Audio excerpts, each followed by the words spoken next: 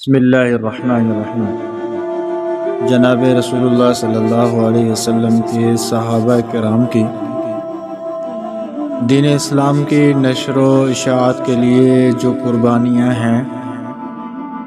امت کچھ بھی کر لے لیکن ان کو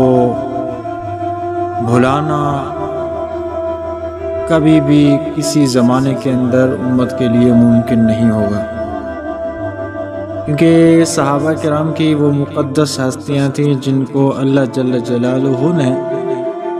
چن چن کر جمع فرمایا تھا، اور انہوں نے دین اسلام کی اس وقت نصرت اور مدد کی جس وقت بہت مشکل حالات تھے، اور ہر وقت ہر جگہ پر مخالف فضا کا سامنا تھا۔ حضرت حذیفہ بن الیمان رضی اللہ تعالیٰ عنہ سے کسی نے آ کر اپنا شوق ظاہر کیا کہ کاش کہ میں بھی حضور کے زمانے میں ہوتا تو آج میں بھی صحابیت کے شرف کے ساتھ مشرف ہوتا، بس تھوڑا سا ہی زمانہ میری ولادت سے پہلے نبی علیہ السلام کا انتقال ہو گیا، جس کی وجہ سے میں صحابیت کے شرف سے محروم رہ گیا۔ تو حضرت حذیفہ نے فرمایا کہ اے میرے بھتیجے، تمہیں کیا پتہ ہے کہ ہمارے اوپر کون سے مشکل حالات گزرے تھے اور کن مشکل گھاٹیوں سے ہم گزر کر اس مقام تک پہنچے ہیں۔ پھر خود اپنا ایک واقعہ بیان فرماتے ہیں کہ جنگ خندق کی رات کے وقت آپ علیہ السلام نے فرمایا کہ کون جا کر کفار کے مجمع کے اندر داخل ہو کر گھس کر ان کی پوری خبر لے کر ہم تک پہنچائے گا۔ ایک مرتبہ آپ علیہ السلام نے یہ حکم فرمایا، لیکن کسی بھی صحابی نے کوئی جواب اس بات یا نفی میں نہیں دیا۔ پھر دوبارہ آپ علیہ السلام نے یہی حکم فرمایا، لیکن کسی نے جواب نہیں دیا۔ پھر تیسری بار آپ علیہ السلام نے فرمایا، کون جاتا ہے کفار کے لشکر کے اندر داخل ہو کر ان کی پوری خبر ہم تک پہنچائے، اور اس کے بدلے میں اللہ جل جلالہ اسے جنت الفردوس میں میرا ساتھی بنائے گا۔ لیکن اتنا خوف صحابہ کرام کے اوپر چھایا ہوا تھا کہ کوئی بھی صحابی جرت کر کے نہیں اٹھا، اور کیونکہ ایک تو مخالفین کی قوت بہت زیادہ تھی، بڑی تھی، لیکن اس کے ساتھ ساتھ موسم کا بھی حال یہ تھا کہ بڑی سخت سردی کی موسم تھی، جس وجہ سے کوئی بھی جانے کے لیے تیار نہیں تھا۔ تو آپ علیہ السلام نے حضرت حذیفہ فرماتے میرا نام لے کر مجھے فرمایا کہ حذیفہ تو جانے کے لیے تیار ہے؟ تو میں نے عرض کیا، اللہ کے رسول آپ کے حکم پر جان ہی قربان ہے، لیکن مجھے اپنی جان کا کوئی خوف نہیں ہے کہ میں مارا جاؤں گا، شہید کر دیا جاؤں گا، لیکن خوف صرف یہ ہے کہ اگر ان ظالموں نے مجھے پکڑ لیا تو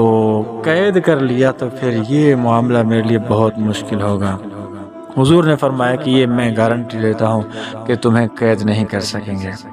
فرماتے ہیں پھر میں نے دل باندھا اور فوراً چلا گیا، جا کر کفار کے لشکر میں پہنچا تو کیا دیکھتا ہوں، جیسے ہی وہاں پہنچا تو اس وقت ابو سفیان پورے لشکر کا ایک سرکردہ اور کفار کے لشکر کا سپہ سالار تھا۔ تو پتہ نہیں کیسے اس کو ایک شک پڑ گیا اور دماغ کے اندر ایسی بات آ گئی، تو کہنے لگا کہ ہمارے لشکر کے اندر کوئی مسلمانوں کا نمائندہ، کوئی جاسوس آ گیا، اس وجہ سے ہر کوئی اپنے ساتھ والے سے تعارف پوچھے تاکہ کوئی مسلمانوں کا اگر باشندہ ہے تو وہ نکل آئے۔ جیسے یہ اعلان ہوا اس کی طرف سے، تو پہلے اس کے کہ کوئی مجھ سے پکڑ کر میرا نام پوچھ لے، تو میں نے پہل کر کے میرے ساتھ جو بیٹھا ہوا تھا میں نے فوراً اس کو پکڑ لیا اور میں نے پوچھا کہ تو کون ہے؟ تو اس نے اپنا پورا تعارف کرایا، تو میں نے کہا تو اپنا ہی بندہ ہے، اور آخر میں نے چھوڑ دیا، تو مجھ سے کسی کو پوچھنے کی کوئی نوبت نہیں آئی۔ بات یہ حالات تھے، اور کچھ دیر کے بعد اچانک ایک آندھی شروع ہو گئی جس کے اندر ان کے جو خیمے تھے وہ بھی اکھڑ گئے، ان کی ہانڈیاں جو چولہے کے اوپر رکھی ہوئی تھی کچھ پکا رہے تھے تو وہ ہانڈیاں بھی الٹ گئی اور پورا ان کا جو نظام تھا وہ درہم برہم ہو گیا۔ اور میں نے آ کر آپ علیہ الصلوۃ والسلام کو جب پورا واقعہ بتایا تو آپ علیہ الصلوۃ والسلام مسکرا رہے تھے، ہنس رہے تھے، اور حضرت حذیفہ نے فرمایا کہ دیکھو یہ ہمارے اوپر حالات گزرے ہیں، ان حالات سے گزر کر ہم نے یہ صحابیت کا شرف حاصل کیا۔ تو واقعتاً صحابہ کرام کی بہت بڑی قربانیاں تھیں اس دین اسلام کے لیے، اور ان قربانیوں کو دیتے ہوئے پھر اپنے جو نفس ہے اس کو ایسا پاکیزہ رکھا کہ جس جگہ پر جاتے تھے تو ان کی مثال دی جاتی تھی اور ان کی شخصیت کو دیکھ کر لوگ مسلمان ہو جاتے تھے۔ اب اس صدی کے اندر، اس گئے گزرے دور کے اندر کچھ لوگ اٹھتے ہیں اور بڑی جرت کے ساتھ صحابہ کرام رضوان اللہ علیہم اجمعین کے اوپر کچھ لعن طعن کرتے ہیں، اور کچھ لوگ ان کو بدعتی کہلاتے ہیں۔ اور اتنی بڑی جرت صحابہ کرام رضوان اللہ علیہم اجمعین کے بارے میں بہت ایک خطرناک ہے، اور ایمان کے ضیاع کا بہت بڑا اندیشہ اور خطرہ اس میں رہتا ہے۔ حضرت عثمان رضی اللہ تعالیٰ عنہ کے زمانے خلافت کے اندر جمعے کی دوسری اذان شروع ہوئی، تو اس کو لے کر کچھ لوگوں نے حضرت عثمان رضی اللہ تعالیٰ عنہ کو بدعتی کہہ دیا، اگرچہ صراحتاً صاف الفاظ میں حضرت عثمان کا نام لے کر بدعتی کا لفظ استعمال نہیں کر سکتے، لیکن گھما گھما کر اس طریقے سے بات کو پیش کرتے ہیں جس سے واضح طور پر معاذ اللہ ثم معاذ اللہ یہ بات نکل آتی ہے۔ اگر حضرت عثمان رضی اللہ تعالی عنہ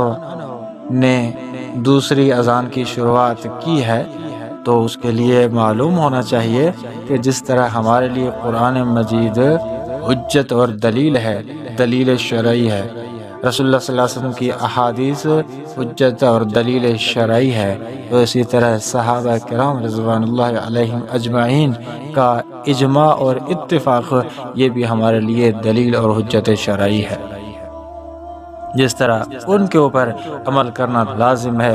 تو صحابہ کرام رضوان اللہ علیہم اجمعین کے فرامین اور ان کے جو مجمع علیہ مسائل ہیں ان کے اوپر عمل کرنا بھی ہمارے اوپر لازم بنتا ہے، کیونکہ حضرت عثمان رضی اللہ تعالی عنہ نے اکیلے نے تو یہ کام نہیں کیا تھا، بلکہ یہ بات صحابہ کرام رضوان اللہ علیہم اجمعین کے مشورے کے اندر آئی، سب کا جب اتفاق ہو گیا اس کے بعد اذان شروع ہوئی ہے، اور اس کے بعد تمام صحابہ کرام رضوان اللہ علیہم اجمعین بڑے بڑے کبار صحابہ کرام حضرت علی المرتضی، حضرت ابو عبیدہ بن جراح، حضرت عبداللہ بن عمر، حضرت عبداللہ بن عباس، حضرت عبداللہ بن زبیر، ایسے جلیل القدر اور کبار صحابہ کرام بھی اس وقت موجود تھے۔ اگر آج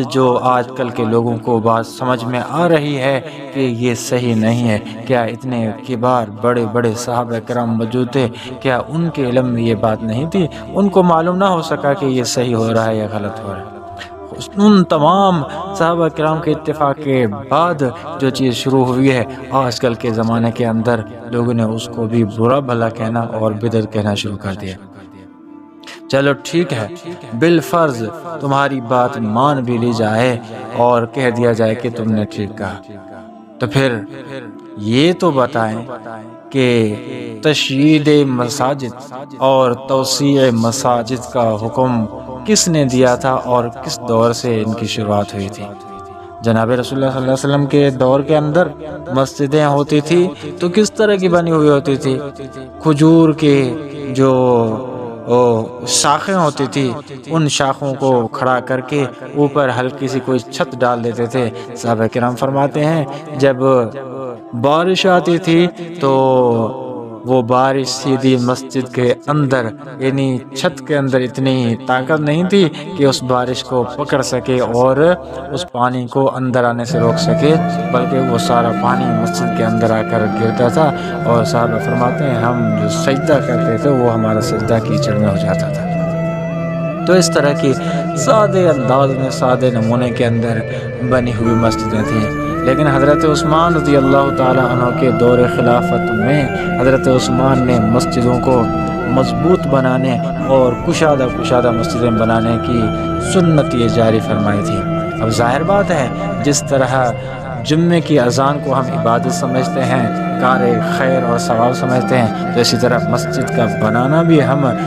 باعث اجر اور ثواب سمجھتے ہیں۔ وہ غلط ہے اگر تمہاری نظر میں بالفرض، تو یہ بھی غلط ہونا چاہیے۔ تیسری بات کی طرف آتے ہیں، جناب رسول اللہ صلی اللہ علیہ وسلم کے دور مبارک کے اندر قرآن مجید اسی ترتیب سے تو نہیں تھا جس طرح آج کل ہمارے سامنے موجود ہے، بین الدفتین، دو غطوں کے درمیان، اس طرح تو نہیں تھا،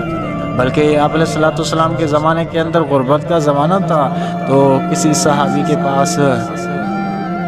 جانور کے سینگ تھے، اس کے اوپر آیت لکھ کر اس نے محفوظ کر لی، اور کسی صحابی نے جانور کی ہڈی کے اوپر آیت لکھ کر اس کو محفوظ کر لیا، اور کسی صحابی نے کسی پتھر کے اوپر آیت لکھ کر اس کو محفوظ کر لیا۔ نہ اعراب، زبر، زیر، پیش، شد، مد ہے، کچھ بھی نہیں ہے، اور صرف مختلف متفرق جگہوں پر کوئی آیت کسی کے پاس ہے، کوئی آیت کسی کے پاس ہے، کوئی آیت کسی کے پاس ہے، لیکن جمع قرآن، یہ جو مصحف صحیفہ مبارک ہمارے پاس موجود ہے، یہ بھی تو حضرت عثمان رضی اللہ تعالیٰ عنہ کی محنت کا نتیجہ ہے۔ انہوں نے ہی تو اس صحیفے کو جمع کیا تھا، سورتوں کی ترتیب دی، رکوعات کی ترتیب دی ہے، یہ انہی کی محنت کا نتیجہ ہے۔ چلو پھر اگر حضرت عثمان کا وہ فعل تمہیں قبول نہیں تو پھر قرآن مجید کو بھی چھوڑ دو،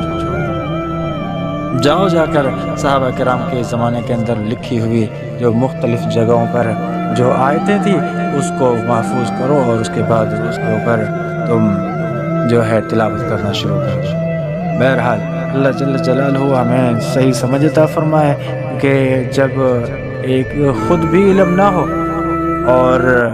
اتنے بڑی بڑی ہستیوں کو بھی برا بھلا کہنا شروع کر دیں، تو پھر صرف اپنی ناکامی کے علاوہ اور کیا ہو سکتا ہے۔ محدثین کوئی معمولی انسان نہیں تھے، بہت بڑی حدیث کے اندر سمجھ رکھنے والے تھے، لیکن ان کا بھی ایک اصول اور قاعدہ تھا، الصحابۃ کلھم عدول۔ جب کوئی بھی محدث اس کو روایت اور حدیث ملتی تھی تو اس حدیث کے اوپر جتنے بھی راوی ہیں ان کے بارے میں ٹھیک ٹھاک صحیح چھان بین کرتے تھے، اس کے بارے میں تحقیق کرتے تھے کہ فلاں راوی جو ہے اس کے کون سا علاقہ ہے، اور پھر علاقے کے اندر جا کر تحقیق کرتے تھے کہ اس راوی کے کیا اخلاق تھے، کیا کردار تھے، حقوق اللہ، حقوق العباد کے اندر کتنی حد تک مکمل تھا۔ لیکن صحابی تک سند پہنچ گئی تو صحابی کا چاہے نام معلوم ہو یا نہ ہو، چاہے اس کا خطہ معلوم ہو یا نہ ہو، بس صحابی تک سند پہنچ گئی، سمجھو کہ یہ حدیث بالکل صحیح اور ٹھیک ہے۔ اب صحابی کے حال کے بارے میں معلوم کرنا قطعاً وہ ضروری نہیں سمجھتے تھے۔ تو محدثین نے بھی اپنا یہ اصول بنایا تھا کہ بھئی چھان بین کرنی ہے، باقی جو روات ہیں، راوی ہیں، ان کے بارے میں تو ٹھیک ٹھاک چھان بین اور تحقیق کی جائے گی، لیکن صحابی کے بارے میں چھان بین کرنے کی کوئی ضرورت نہیں ہے۔ جب صحابی تک حدیث پہنچ گئی، صحابی کا نام آئے نہ آئے، صحابی کے حال معلوم ہو یا نہ ہو، آنکھیں بند کر کے اس روایت کو، اس حدیث کو لے لو اور اپنی کتاب کے اندر